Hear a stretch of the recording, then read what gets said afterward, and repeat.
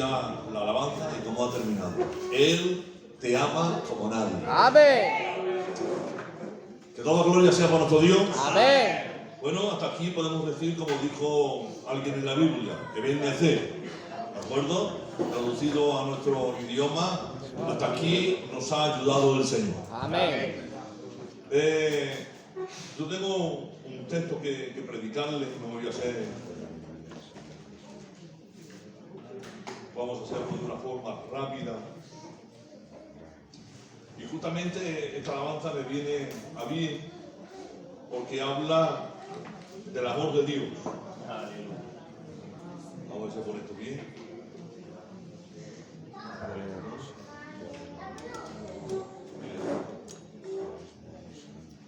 Bueno, le vamos a pedir al pastor que nos lea el texto, ¿vale? Quisiera que prestaran atención porque vamos a ver cómo nos ama Dios y de qué forma. A veces el amor de Dios es tan inmenso, es tan profundo, que escapa a todo conocimiento.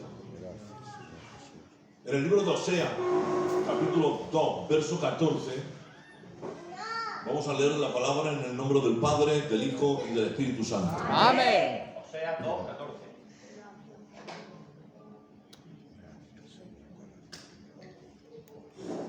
Dice así la bendita y gloriosa palabra del Señor. Pero he aquí que yo la atraeré y la llevaré al desierto y hablaré a su corazón. Que toda gloria sea para Dios. Amén. Bueno, a ver, vamos a situarnos primero en el contexto bíblico. ¿De acuerdo? Oseas es el profeta de la parte sur de Israel. Ustedes conocen la historia bíblica. Israel hubo un momento que estaba unido, luego pasó a ser dos lugares, el norte llamado Israel, el sur llamado Judá o Judea, y cada cual tenía sus propios profetas. Había profetas en el norte y había profetas en el sur, porque Dios no deja a su pueblo sin palabra. Amén. Maravilloso que Dios tenía profetas tanto en el norte como los tenía en el sur, porque lo importante, hermanos míos, es que tengamos palabra de Dios. Amén. O sea, es un profeta del sur y de alguna manera, porque, a ver cómo le explico, yo voy a ir despacito, ¿vale? Porque me quiero hacer entender. El Señor tiene muchas veces formas de hablar que habla con ejemplos. Le dice Dios a Jeremías: vete a la casa del alfarero y allí yo te haré oír mis palabras. Dice la Biblia que el profeta Jeremías desciende a la casa del alfarero y aunque Dios no le está hablando, aunque aún no escucha la palabra, lo que está viendo es un mensaje.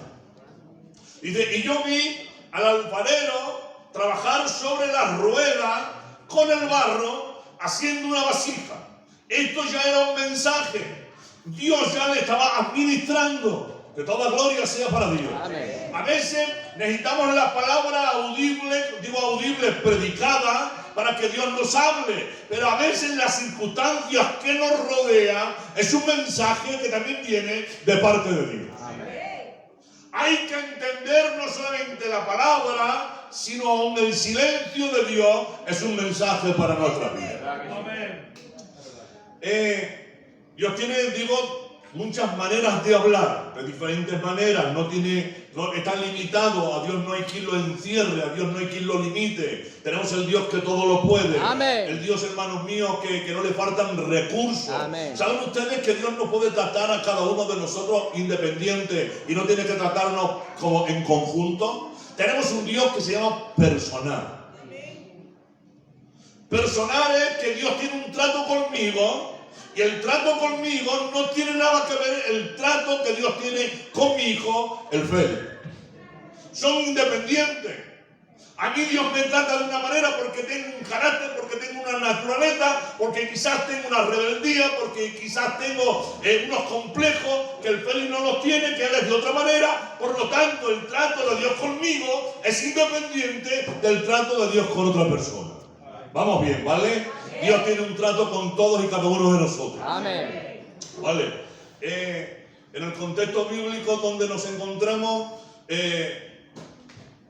Oseas el profeta va a representar de alguna manera a la persona del Señor, al Dios Padre, a Jehová Dios, ¿vale? Y le manda que, hablando con respeto, pero así lo dice la Biblia, dice que toma para ti una mujer que sea ramera, de mal vivir, que tenga mal nombre, que sea una mujer que no tenga, pues eso, ¿vale? Que no, y tómala por mujer, y ten hijos con ella. Y de alguna manera creo que aquella mujer que la toma de un lugar que no era bueno, le es infiel y se le va. Dios está representando, la iglesia del Señor, a Oseas, como si fuera Dios. Esa mujer es Israel, una mujer que le ha llamado de un mal vivir, que la ha hecho su esposa, que le ha dado los capítulos previos al capítulo 2 que le hemos leído, le ha dado de las viñas, le ha dado, hermanos míos, de la higuera, le ha dado de la vid, le ha dado del olivo, le ha dado del ganado, le ha cubierto de joyas, dice que le ha puesto zarcillos, que le ha puesto collares, la ha embellecido, pero de alguna manera aquella mujer pierde la atención. Y comparando a Oseas con Dios y a aquella mujer con Israel, le hace ver al pueblo cómo se encuentra Dios de enojado con ellos. Y ustedes saben que la palabra de Dios es elástica, que la palabra de Dios está la parte primaria, el contexto bíblico que es inalterable, pero que luego en la predicación, de una forma devocional, podemos hacer una palabra adaptativa a todos y cada uno de nosotros. Amén. Que toda gloria sea para Dios. Amén. Así que me van a permitir ustedes que esta mujer, y no hablo de su comienzo malo, sino de cuando pierde la atención, nos comparemos a todos y cada uno de nosotros. El texto en cuestión dice: y la atraeré a mí, y en el desierto la llevaré al desierto y así hablaré a su corazón. Pero hay una versión y otras Biblias, valga la expresión, otras versiones que dicen de una manera maravillosa, que a mí me encanta, que me llena el corazón cuando lo leo, y dice de esta manera: y yo Jehová la atraeré hacia mí, la llevaré al desierto para volverla a enamorar. Creo que el texto dice lo mismo: hablaré a su corazón. Dice, no le voy a hablar al intelecto, porque saben ustedes que el símbolo del amor es el corazón, ¿de acuerdo? Cuando dice hablaré a su corazón, está hablando como que la quiere enamorar de nuevo, porque de alguna manera había perdido, hermanos míos, el contacto, había perdido la atracción, el interés. Y esta otra versión pues nos da una forma más amena, más agradable de poder entenderlo, ¿vale? Dice, y la atraeré a mí. Dice que la atrae. No que la atrae. No traer es una cosa y atraer es otra. Traer es como a la fuerza. Yo la cojo, esto lo cojo yo y lo traigo aquí. Es algo que yo tomo y lo fuerzo a llevarlo. Pero la palabra atraer habla de atracción. La atracción, hermanos míos, no es algo que se fuerza. Es algo que observan y te tiene que atraer. Y eso que te atrae hace que te acerques. Y el Señor de alguna manera dice, y yo la atraeré a mí y la llevaré al desierto. Que toda gloria sea para Dios. Amén. ¿Saben ustedes que muchos de nosotros hemos perdido esa atracción a Dios? Hemos perdido el enamoramiento a Dios. ¿Saben ustedes que hay un verso de la Biblia que dice que yo tengo contra ti que has perdido tu primer amor?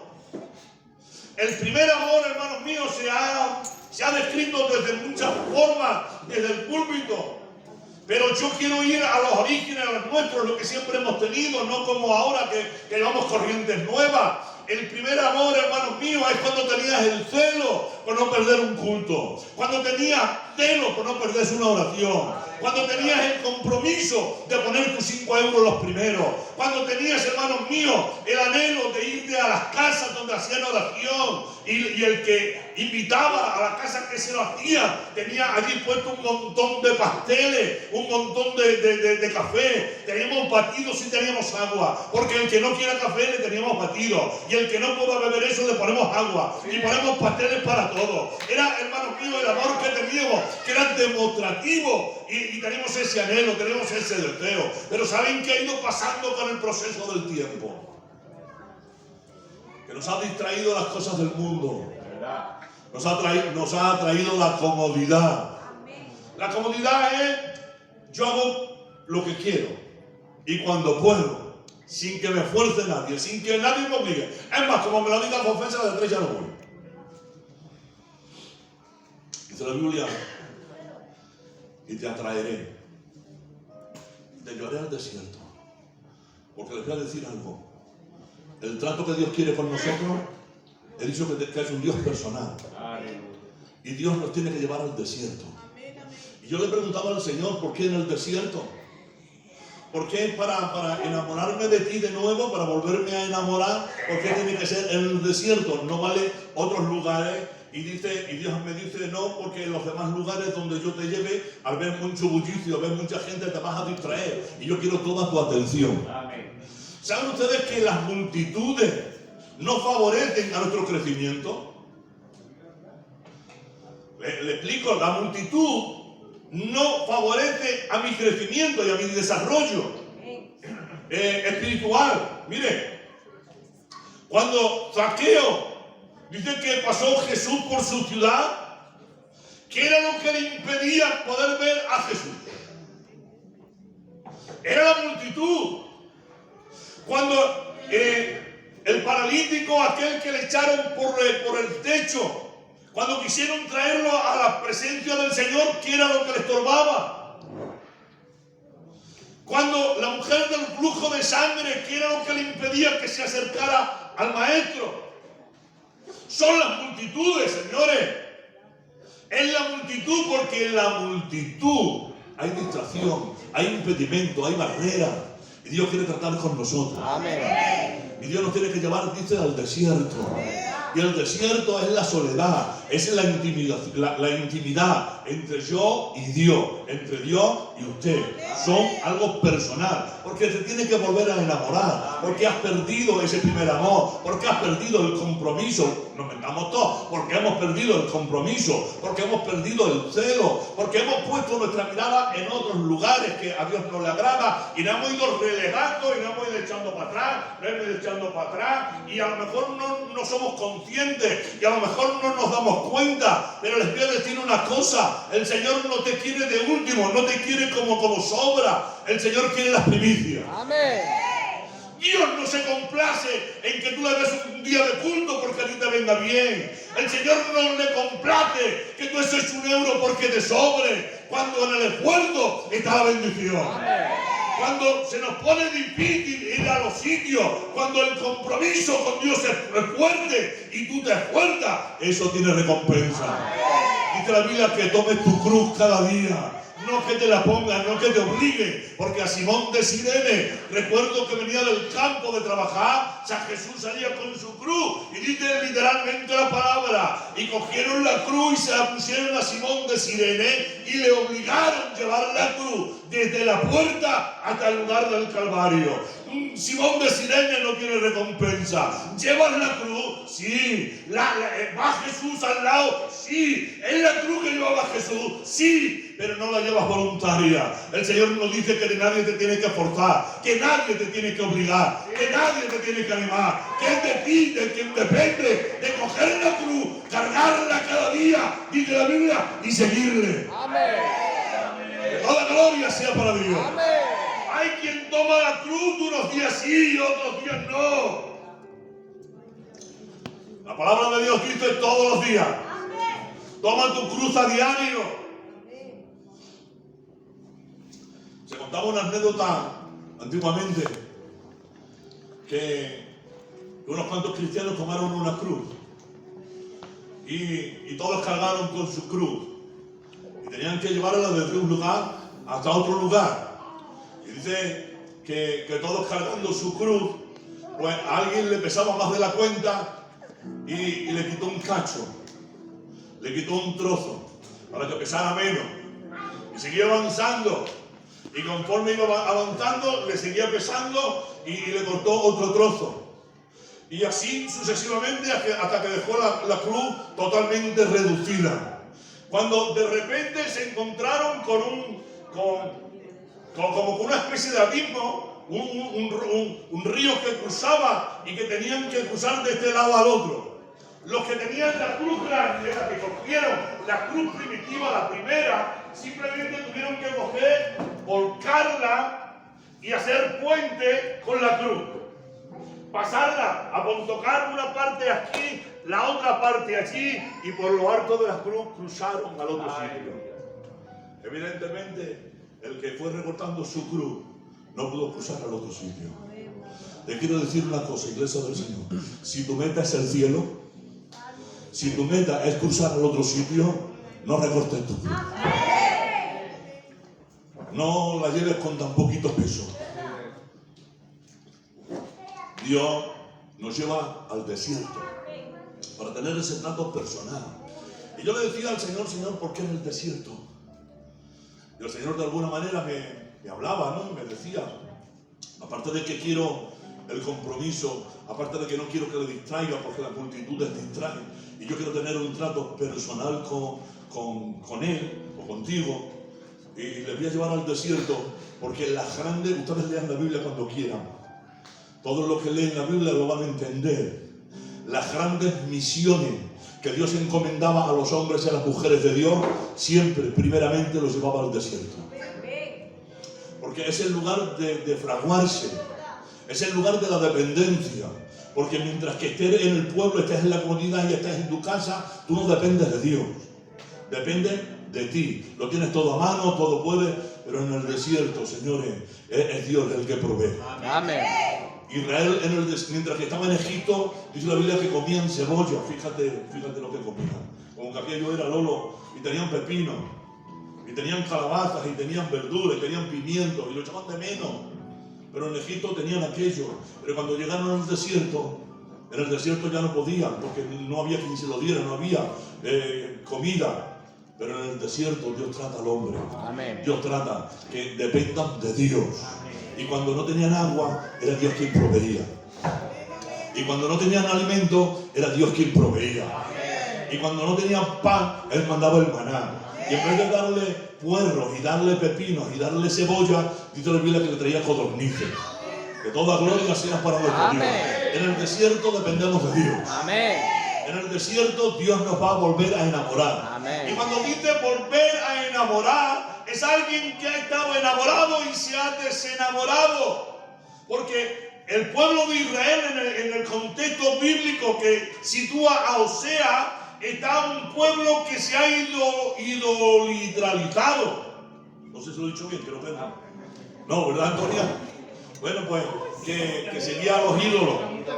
Idolatrado, ¿ves? Es que el pastor es el pastor. Idolatrado, se había idolatrado. ¿Por qué? Porque se había fijado en los pueblos de alrededor. Vio un pueblo y le llamó la atención el Dios de ese pueblo. Y lo adoraba. Y veía aquel pueblo y veía que tenía otro ídolo y también lo adoraba. Y poco a poco se fue alejando de Dios, hermanos míos, y en su corazón se llenó de ídolos. Y volvió a perder el amor de Dios. Y Dios dice, y lo llevó al desierto.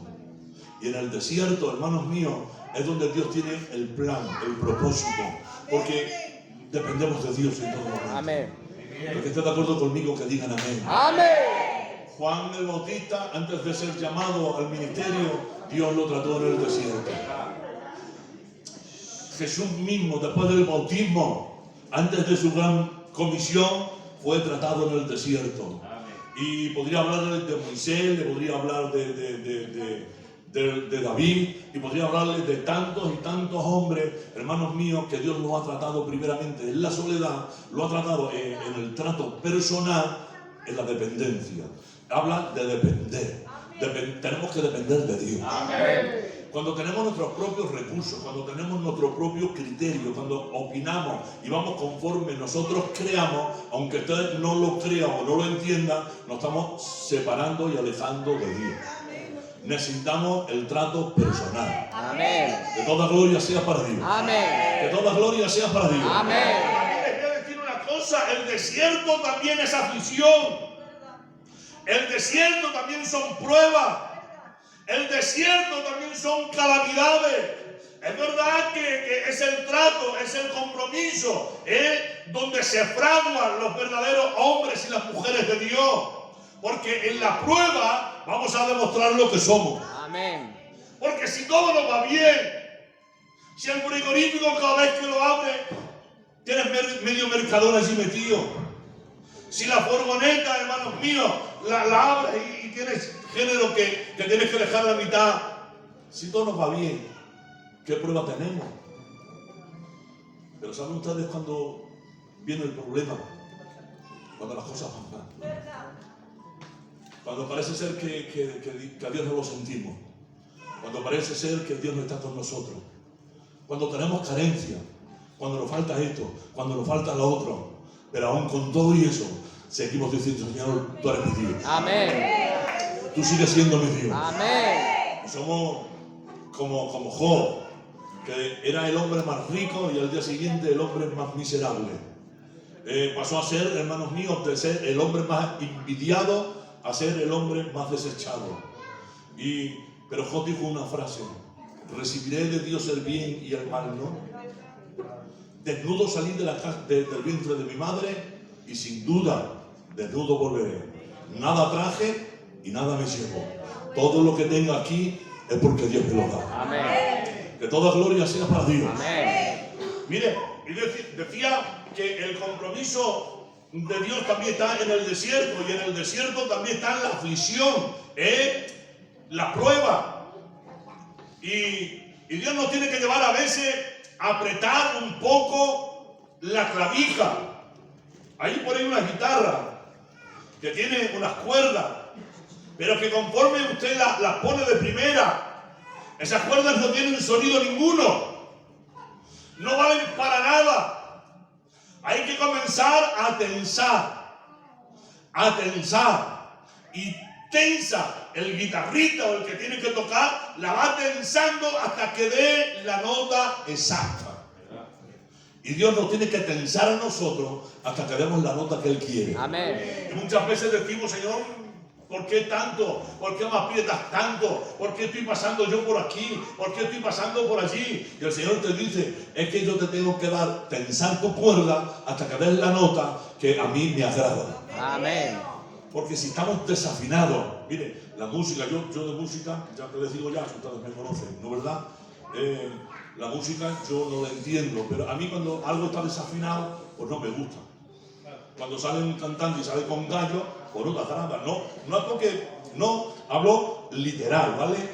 No llega, ¿vale? Porque está desafinado, la música no compagina, las voces no compaginan, no. Pero señores, cuando todo está en su sitio, cuando los instrumentos están ordenados, cuando las gargantas están afinadas, ¿de acuerdo? Qué maravilla, qué bendición, todo sale perfecto.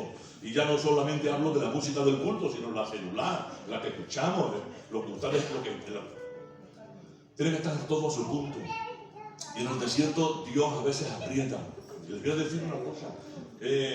Israel tuvo, si no mal recuerdo, que a veces la memoria también me falla, tuvo, no sé si fueron 13 jueces. El periodo de los jueces hablo, ¿vale? Periodo de los jueces, aparecen, si no me equivoco, 13 jueces. Y había un rol que era como la pescadilla que se muerde la cola, ¿vale? Era un círculo vicioso, esa es la palabra. Un círculo vicioso que en todos los jueces aparecía. Miren, el pueblo de Israel peca. Y por el pecado, Dios manda a un pueblo vecino a que venga y se apodere de ellos. Y la libertad que ellos tienen se la reduce, los oprime, le ponen el pie en el cuello y los asfixian y tienen que pagar el tributo. Y se encuentran como prisioneros en su propia ciudad porque un pueblo de fuera se ha apoderado de ellos. Opresión, desierto. ¿Pero por qué viene ese desierto? Porque Israel peca. Y si peca, no hay forma de que se vuelva a Dios. Si no lo lleva al desierto, no lo entiende. Y cuando Israel peca, para que se arrepienta de su pecado y se vuelva de nuevo a su sitio, le tiene que mandar la opresión del pueblo enemigo. Este es el rol que aparece en los 13 jueces que aparecen en el libro. Dice, el pueblo peca, Dios le manda un opresor. Cuando el pueblo está oprimido, el pueblo clama a Dios. Y cuando clama, Dios manda un libertador. Un libertador que es un juez que le libertaba, peleaba y al pueblo que le tenía oprimido le vence. Es decir, pecado, opresión. Cuando estamos oprimidos, es cuando nos acordamos de Dios. No hay por ahí una frase que dice que se acuerdan de Santa Bárbara. ¿Cuándo? Mientras que no truene, Santa Bárbara ni se acuerdan. Ahora, cuando truena, cuando todo nos va bien, no nos acordamos de Dios. Va bien, pero cuando tenemos la más mínima, que rápido somos para pedirle a Dios. Para pedirle a Dios. Que toda gloria sea para Dios. Amén. Que toda gloria sea para nuestro Amén. Dios. Así que Israel, hermanos míos, pecaba. Dios le manda un pueblo que lo oprime. Cuando ellos se sienten oprimidos, comienzan a clamar a Dios, porque si no hay opresión, no claman. Claman a Dios. Y cuando el pueblo clama, Dios trae liberación. Siempre es Dios quien nos liberta. Amén. Es Dios siempre quien nos saca las castañas del fuego. Amén. Es Dios, hermanos míos, el que te saca del pozo cenagoso de la desesperación y pone tu pie sobre piedra firme. Amén. Es Dios, hermanos míos, el que hace que nos levantamos cada mañana y respiremos por su gracia. Amén. Es gracias a Él que estamos en este lugar. Amén. Es gracias a Él que podemos seguir respirando. Que toda gloria sea para nuestro Dios. Amén. Que toda gloria sea para nuestro Dios. Amén. Desierto, y voy a ir finalizando. Hay un salmo que los salmos normalmente se los atribuimos a David, aunque no todos los salmos fueron escritos por él, ¿de acuerdo? Pero creo que es el 102, capítulo, el verso 6, dice una exclamación porque lo está pasando también muy mal, porque está en el desierto, y dice esta frase: como pelícano del desierto, así me siento. Como pelícano en el desierto, como el búho de las soledades. Salmos 102. Pelícano. Un pelícano en el desierto no pega, no es su sitio. El pelícano es un ave que come peces. Él siempre necesita estar en los humedales, necesita estar donde haya agua, donde haya pescado. La playa, la bahía, donde haya agua, el desierto no es el lugar. Pero sin embargo, el escritor de ese salmo dice: como pelícano del desierto, así me encuentro. No es mi sitio, no es mi lugar, pero necesita el Señor tratarlo para que entienda que el lugar que estás viviendo no es el tuyo y te vuelvas de nuevo al lugar donde Dios quiere. Amén. Una pregunta, por favor, y nadie diga amén. Vamos, ni respire. La cosa rápida porque no se ahogue nadie. ¿Estás contento y contenta de cómo estás viviendo? Hablo para Dios. ¿Estamos contentos? ¿Nos sentimos en el lugar que Dios quiere que esté? Y no digo que siempre podemos dar más, ¿vale? Siempre no estamos contentos en el sentido que siempre vamos a dar más. No. En lo que estamos dando para Dios. ¿Estamos contentos? ¿Usted cree que ese es el sitio al que Dios te ha llamado? Si no fuera, posiblemente nos pase como Israel. Nos estamos alejando de Dios. Nos estamos desenamorando. Porque venir al culto no nos garantiza que seamos cristianos. Ni garantiza que seamos salvos. Ni yo, porque sea obrero o sea pastor, me garantiza que me vaya al cielo. Es el trato y el compromiso con Dios. Los cargos no salvan. Los títulos no salvan. Los años de experiencia y de evangelio no nos salvan. Lo único que te va a salvar es el compromiso que tengas con Dios. Amén. A su nombre. Gloria. Y a esa gloria. Más gloria. Entonces, el tema que leíamos y vamos a ir acabándolo, dice el profeta Osea, hablando como si fuera Dios, y la atraeré a mí y la llevaré al desierto para volverla a enamorar. Solamente en el desierto, en el compromiso, en el tú a tú, somos capaces de enamorarnos de nuevo con el Señor. Es el trato personal. Volverte, a mí cuando yo leía esa frase, Lolo, volverse a enamorar. Qué pena, ¿no? Que el Señor nos tenga que volver a enamorar. Y saben ustedes que el amor de Dios no es por fuerza, como había un coro, ni por espada, ni por fuerza, es por amor. Amén. Él con su misericordia, con su gracia, nos atrae y nos enamora. Que toda gloria sea para Dios. Amén. Y nada, Señor, yo creo que hoy era el tema que tenía, no tenía otro mensaje. El Señor me ponía estos días atrás este tema para que cuando el pastor me dijera predica, yo quería tener este tema, este asunto. Y creo que de alguna manera tenemos que hacer una reflexión. Amén. Tenemos que autoexaminarnos. Amén. Y entender, hermanos míos, que a veces no es como yo quiero, es como Dios dice. Amén. Y eso que dice Dios habla de compromiso, habla de entrega.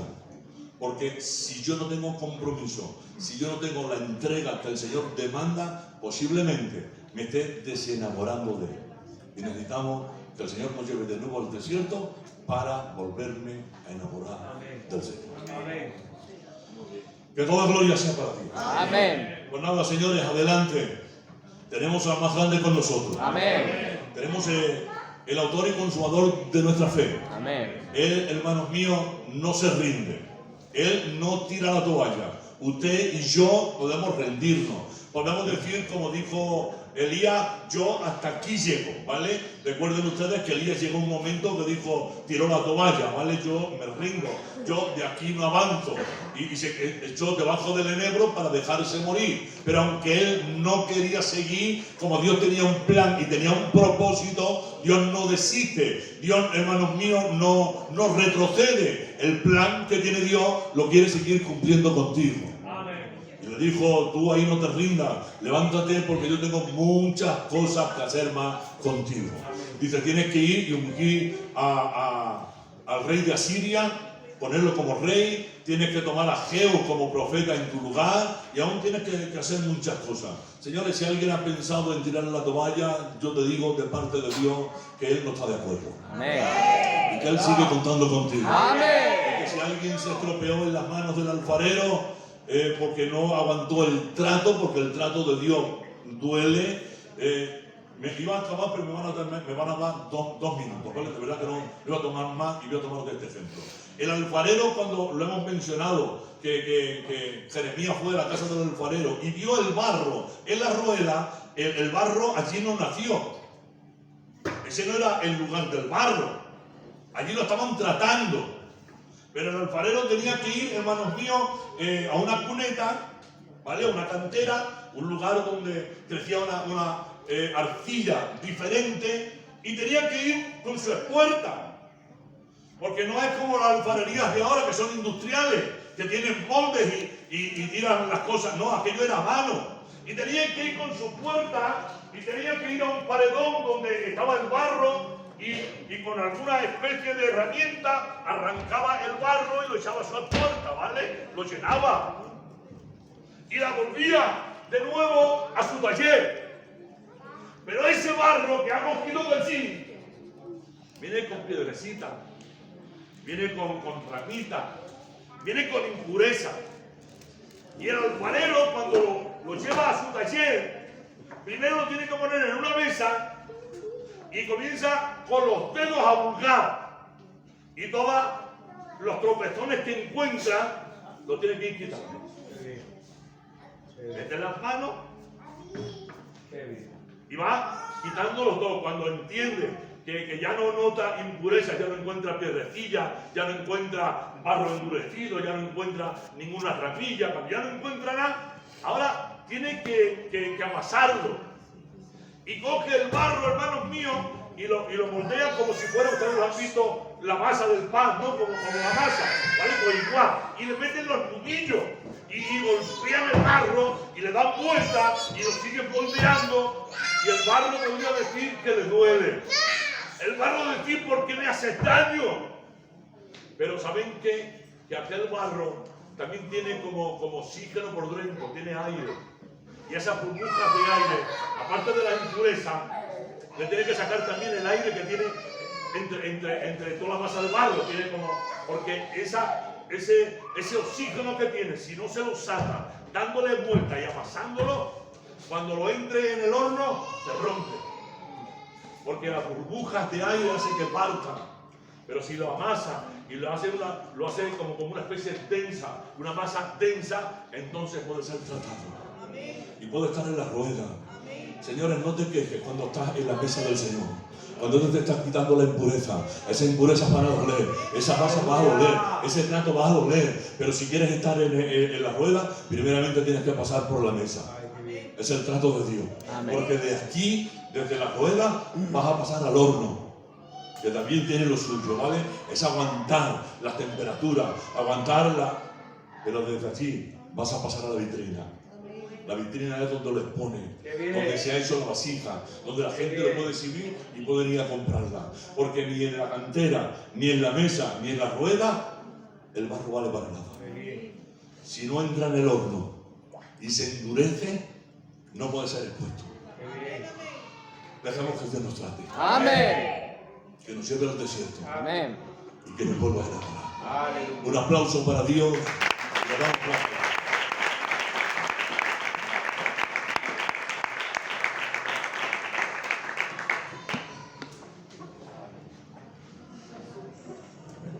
Que la gloria sea para Dios. A su nombre. Gloria. Y a esa gloria. Más gloria. Tenemos que seguir enamorados de nuestro Dios. Amén. Somos la esposa del Cordero. Y como esposa necesitamos vivir con esa pasión por nuestro Señor. Termino con una frase sin querer añadir nada a la palabra. Había unos hermanos que hacen unos directos en TikTok y dicen una frase que a mí me gusta mucho. Dice, muérete por Cristo como Cristo murió por ti. Cuando nosotros ponemos todo nuestro empeño en hacer las cosas por Cristo, le estamos demostrando a Él que le amamos. Amén. Sin añadir nada más, hasta aquí el culto de esta tarde. Decir que el sábado tenemos visita, ¿vale? El sábado viene mi cuñado, nuestro hermano Antonio de Rú, Antonio del Gordo, y viene con un hermano de Andújar, que muchos lo conocéis, porque hace también muchos directos, el hombre es muy gracioso, y le llaman el Rano. Así que viene nuestro hermano Antonio de Ruz con su compañera la Luisa y el matrimonio del Rano, que también viene para compartir un culto con todos nosotros. Así que por favor no pierdas el culto del sábado, que vamos a disfrutar en la presencia del Señor. Decirles de que el sábado yo pensaba llevármelo fuera para darle una cena con todos ustedes, pero no me acordaba que, hablando con respecto a la ropa, empieza la feria. Donde vayamos va a haber muchísima gente y va a ser mucho extravío, ¿vale? Así que después del culto, ustedes tráiganse lo que quieran de su casa, que nosotros, los hermanos, también les traeremos cualquier cosita, y después del culto ponemos aquí unas mesas y cenamos toda la iglesia junta con nuestros hermanos y disfrutamos de la armonía en la presencia del Señor. Y verte, no alcanzaron verte, no quisieron verte, yo me muero por verte. Me da igual verte en la cruz, envuelto en pañales, en un pesebre, solo quiero verte. Mi alma anhela al verte.